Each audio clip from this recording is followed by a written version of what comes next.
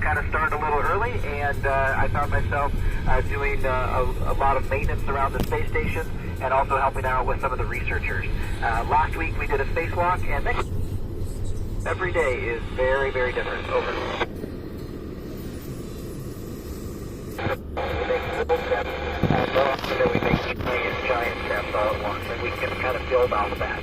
So, in terms of what we're going to accomplish up here, we're getting very good and smarter. Biology and chemistry, and you name it, we're doing it up here, and it's pretty amazing to see what we're going to learn in the future. Over. Luke, well, I can tell you how robotics is going to help this astronaut in the very near future. Next week, in our spacewalk, I will be at the end of the Canada arm that is on the International Space Station, and my feet will be plugged into the end of that, and we're going to use that to drive me around the space station, and we're going to install a brand new solar array. It's really cool, and we can only do it with the use of robotics. But in terms of exploration, robotics and human exploration go hand in hand. We really don't want to go there until we've explored with a robot to make sure that we use our time efficiently. Over. Riley, I love it when things break and then I get to fix them. And that happens a lot at my house. Our house was built in 1870, so I've got a lot of that kind of stuff to do. And of course I get a lot of that up here because we've got a lot to do to maintain this very complex spacecraft. So I get to do that. My other hobbies are aviation. I like to fly little airplanes. I'm not doing much of that up here. And when I get back, my two boys are going to show me how to sail. They are very good sailors, and I don't know how to do it. Over.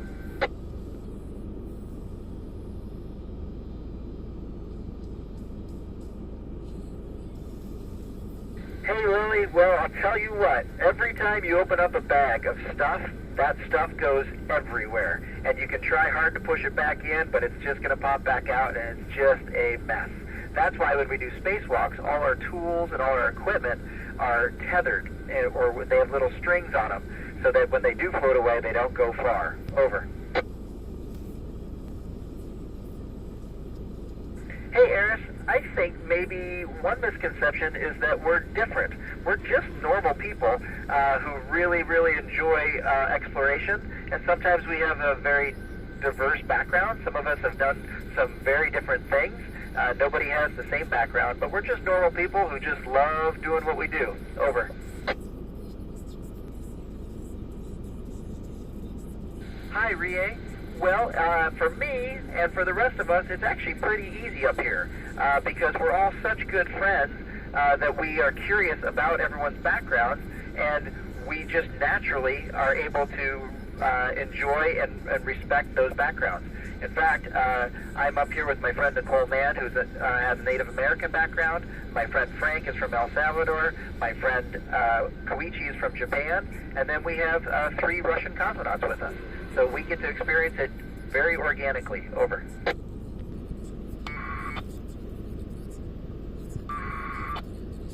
Hi, Naomi. Well, NASA's going to probably be focusing on deep space exploration at that point, so it will likely be a commercial enterprise that works as a laboratory here in low Earth orbit and continues to do this amazing science. Over.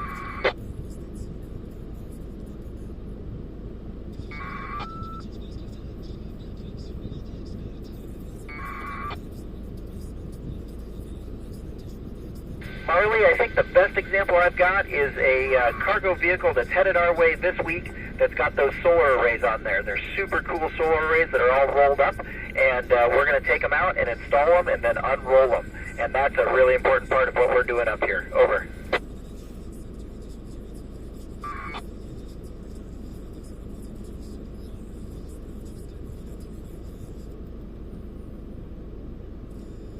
Hi, Eris. I know that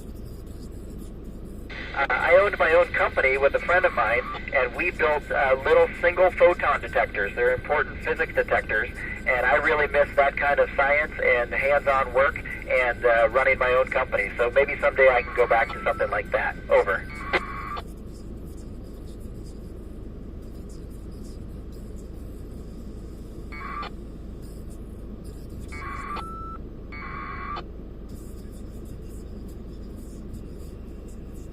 Naomi, I would tell them not to be afraid, even if it seems confusing. When you first encounter a new topic, it just seems daunting because maybe you don't speak the language quite yet. Sometimes that language is jargon, sometimes that language is math. But stick with it, and you can absolutely sort it out, and then you're really, really going to enjoy it. Over.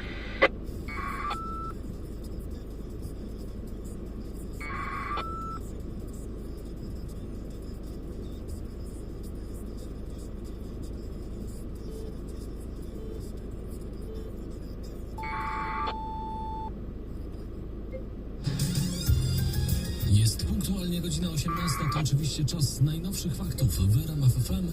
Te przygotowali i przedstawią Ewa Kwaśny i Bogdan Zalewski. To na początek silny wstrząs w kopalni Janina w Libiorzu, odczuwalny przez... No problem, Blake. I get it. That is a good question, and we do have radiation up here that we need to monitor. So we make sure that we don't get too much during our time up here. We don't have any immediate threats, but what we're thinking about is down the road, maybe 40, 50 years from now, how that radiation is going to affect us. So we keep a good track of it to make sure we don't get too much. Over.